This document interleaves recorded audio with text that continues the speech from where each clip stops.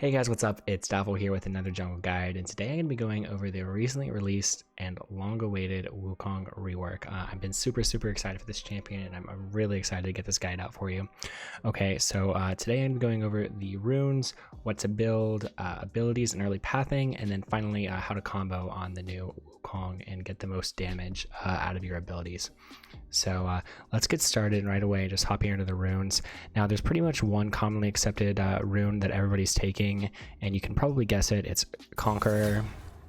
As for these sub choices here, Triumph is pretty obviously you're going to take that. In here you have a little bit of freedom. Most people seem to be taking Tenacity, and that's doing really well, but there are a small amount of people that are taking Bloodline, and it actually has the highest win rate. Now Wukong does have a lot of he has attack speed modifier in his E still, and then his Q is still an auto attack reset, so you do get a lot of autos, and I could see this helping him stay healthy in the clear. And you'll kind of see as I go on into this video that he's sort of like this almost drained juggernaut. He has a lot of healing in his, well, he has a decent amount of healing in his kit, and you also build Death Stance, so I could see this being really strong. So it's possible you could take this, maybe if they don't have too much CC. Maybe Alacrity is just not really that necessary for his kit. Again, a lot of auto attack resets and abilities. And then as far as this goes, you're probably just going to take Coup de Grace. Last Stand is underperforming compared to Coup de Grace, so you're probably going to stick with that. Now the secondary runes are a little bit interesting. There's a couple different ways, well really two main ways you can go with this. The one that I'm seeing the most here is Sudden Impact and Relentless Hunter. Now those are doing very well, and they're pretty commonly picked.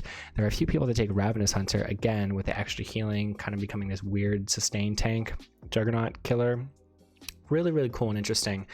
So maybe if you don't think you're going to be getting too many ganks off, you can ditch Relentless Hunter and go for Ravenous Hunter.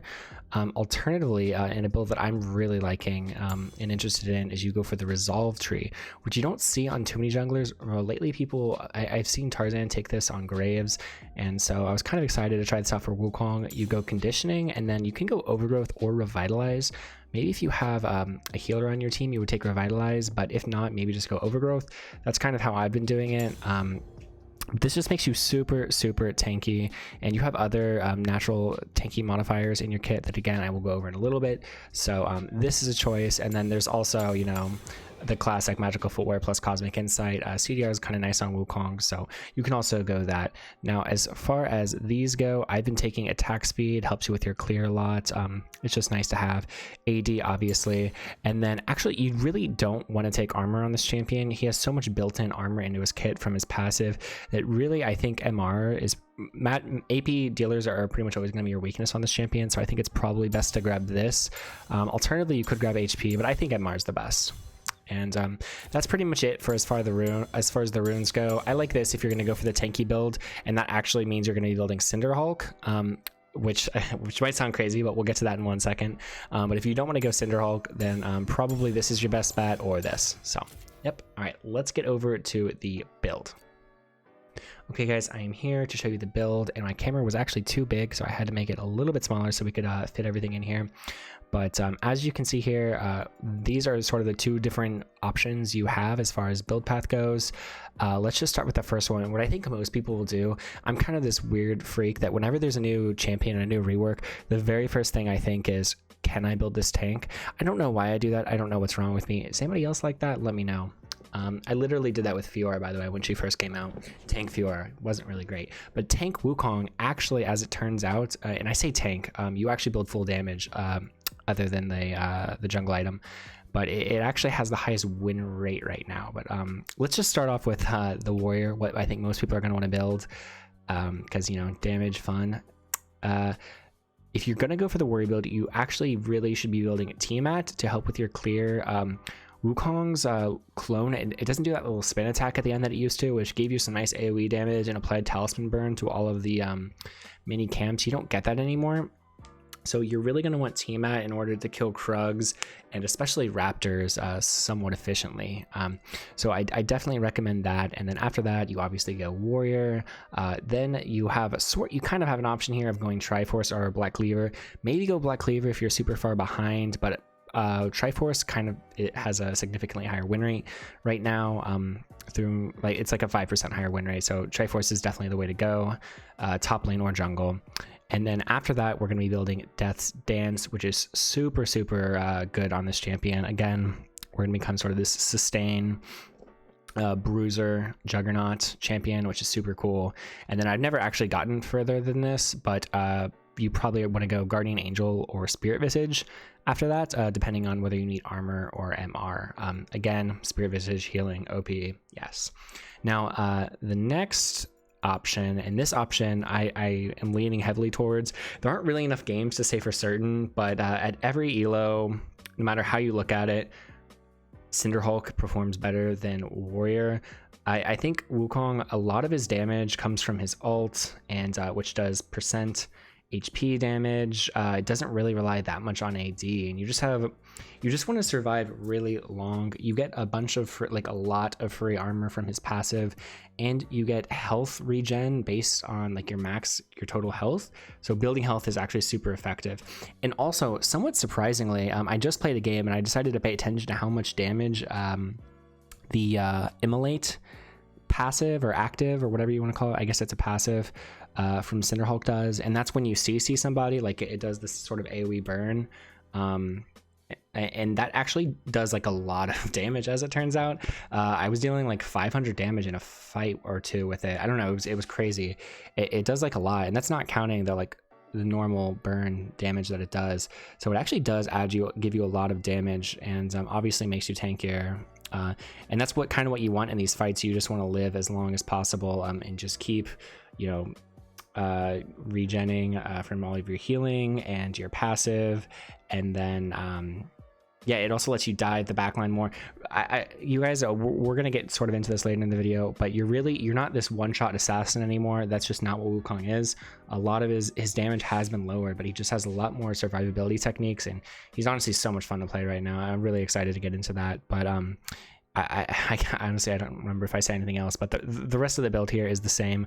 You want to go Triforce, really strong on him. Death Dance, really strong on him. Just all great items right now. So that is it pretty much for the build. You're always going to be building these items right now. And so with that, let's go ahead and get on to the abilities and the early pathing, which I'm going to combine into one section and go over them at the same time. All right. Now let's get into the abilities and sort of this first clear here. Now you're going to take Machete plus Refillable, which you probably could have guessed, but you have an attack speed modifier in your E and an auto reset on your Q. So you're going to be doing a lot of auto attacking, and you want to be getting the most out of that with Machete. I always start blue because you do have to use your abilities pretty much on cooldown to farm.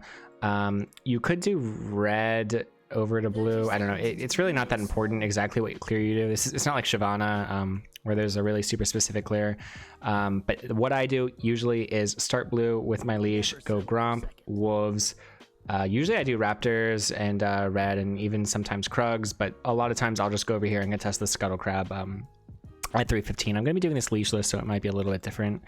I'm going to be a lot slower than I normally would be, but so let's get into Wukong's actual abilities. So his passive grants him 5 armor, and he regenerates 0.5% max health every 5 seconds. These bonuses are increased by 50% every time you auto attack or use an ability on a camp or a champion, and that stacks up to 10 times. So you end up getting a lot of free armor and health regen. Right here it says at level 1 it's 30 armor and 3% of my max health. Now that actually scales, the armor actually scales and ends up being like 80 or something crazy in the late game. But as you can see, my armor is slowly going up, and so is this health regen. And that really helps you with your clear in the early game. I mean, it's always nice, but definitely in the early game it's super useful. Wukong used to have a really garbage clear, so we're just gonna kite this thing around. I usually always start E, level 1, and then we will just E over here, auto, and then auto attack reset with our Q. Now every time you auto attack, your Q's cooldown is gonna go down by 0.5 seconds. You can kind of see it flash every time I auto attack here. I did that a little weird. Now we want to kite that Gromp over as far as possible. I didn't exactly do that there, but you kind of get the idea, so that we don't lose our stacks as we walk over to Wolves here. And you can kind of kill these small ones first with your second E. And then I'm pretty sure it's impossible to not lose your stacks from here to there. So we're going to lose our stacks there. And I'm just going to go ahead and start clearing this. Now, the main and most important thing to know about your clear now is that your dummy now mimics your auto attacks and your Q. It also mimics your ult, but that's not really important for your clear. But so you want to, you used to just use your E, or you used to just use your W to like sort of take the camp aggro, but now it's actually very important that you use it like that to get the extra damage on there. And I mean, that's pretty much it for the clear. Obviously, I'm getting super low, and I had to use double smite because I had no leash level 1, which is pretty rough for Wukong. You're gonna want to get a leash in game, in your actual game. And see, I didn't do it right there. It's hard to get used to. Well, actually, I guess I got my Q off. But a lot of times I'll just use my W for nothing because I'm so used to playing old jungle Wukong. But yeah, you want to make sure your Q is up or about to be up when you use your clone, so you get max value out of it. And that is pretty much the clear. Again, I don't usually it's a lot faster because you have a leash level 1, and it's a little bit more competitive. But yep, that is it for the clear. And now I'm going to show you how to do his combos, how to get the most damage out of his abilities. Okay guys, I'm here in the practice tool, and I'm going to be showing you how to do the sort of max damage Wukong R combo. Now, one thing that I sort of touched on briefly before, but what I want to say again here is that your clone now is a lot of your damage. It copies your auto attacks on a target, and it also copies your Qs, but it also copies your ults, okay? And when it copies your ult, it only does 50% damage, but it's still a lot of damage. So you really want to try to make sure you're landing double ults on people if possible, because it's so much of your damage in the game. Earlier, I was diving the AD carry a lot. I was like using my W to get to them and then like doing my full combo, and I wasn't doing that much damage. I would be like full build, and I was like, why can I not one-shot the AD carry? Like, I feel like I should be able to do that. But that was the problem. I wasn't using my W for damage. I was just using it as a gap closer. And you really can't do that in the late game. You always pretty much want to use it for damage.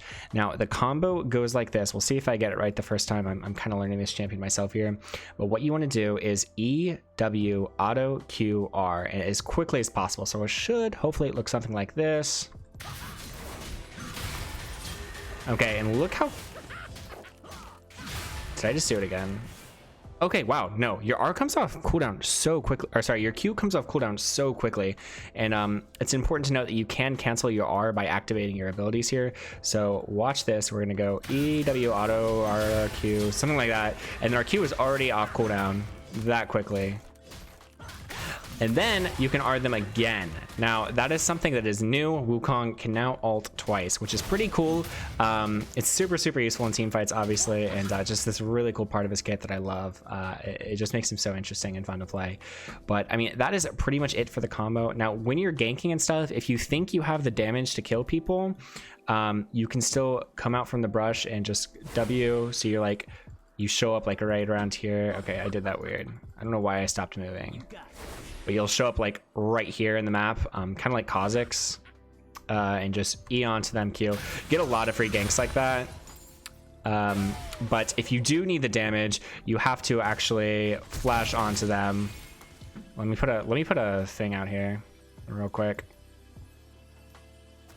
If you do need the damage, then the really quick way to do it, I think I went around a mana. The really quick way to do it is flash E, auto. Okay, I did that wrong. I am not mechanically gifted. Okay, I'm challenger, but that doesn't mean shit. Let's be honest. Okay, so I'll refresh cooldowns. Okay, so come out, flash E, W, auto, R, something like that. You get the point. So that's pretty much it for the mechanics and combos. There's other really cool stuff you can do with your W. Mainly you can like easy skill shot dodging. You can't go over any walls anymore. They took that out. But yeah, the coolest thing I've seen that is you like E into a Darius and then you W behind them and then you ult them. There's a clip of Shinshin doing that, which is pretty sick. And yeah, I mean, that's pretty much it for the new Wukong. Hopefully you guys found this helpful. Really strong champion right now. He's probably gonna get nerfed in the next patch, so play him while you can. He's still gonna be good even after he gets nerfed, I have a feeling. But yeah, that's all I got for you guys today. Thank you so much for watching. If you found this helpful, maybe subscribe. I'm going to be making more and more of these guides, hopefully for just all kinds of new jungle champions and alike. And yeah, subscribe, maybe check out my Twitch channel. Link's going to be in the description. But yeah, thanks guys. Have a good night. Bye.